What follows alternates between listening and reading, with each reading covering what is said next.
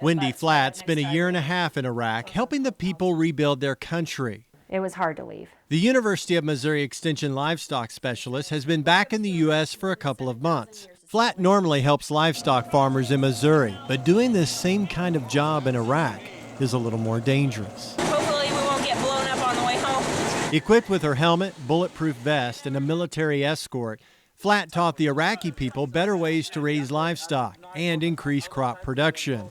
Flatt was part of the provincial reconstruction team in northeast Iraq. It was my way of serving my country since I didn't join the military. Flatt says farm technology in Iraq is decades behind the U.S. Currently, most of the food is imported from neighboring countries. And in many cases, it's expired once it arrives. Flatt says the Iraqi people want to buy locally.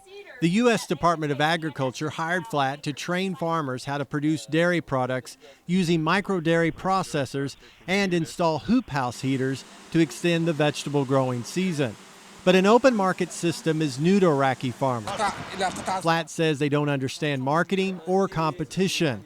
These small farming operations could help them learn and grow their business. I saw this as an opportunity to kind of help with the stabilization effort that was undergoing there in Iraq, and I definitely did my part to do that. Extension specialists like Flatt are recruited not just for their knowledge, but their ability to get people to work together. A difficult task because some groups in Iraq don't like each other. I think we've learned over time that in order to keep the peace after the peace is won, and you've got to develop their country, and you've got to show them that there's something that they can do that will build their own country so they can take care of themselves.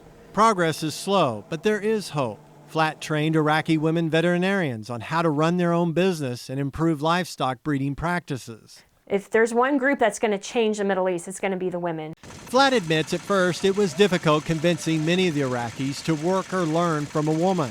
But over time, she gained their trust and respect. The Iraqis, I'll never forget them. Resilient and determined to hopefully get their country turned around. Wendy's had a chance to kind of plant that seed in her own way, in her own subject matter area, that will hopefully grow. From the University of Missouri, I'm Kent Faddis reporting.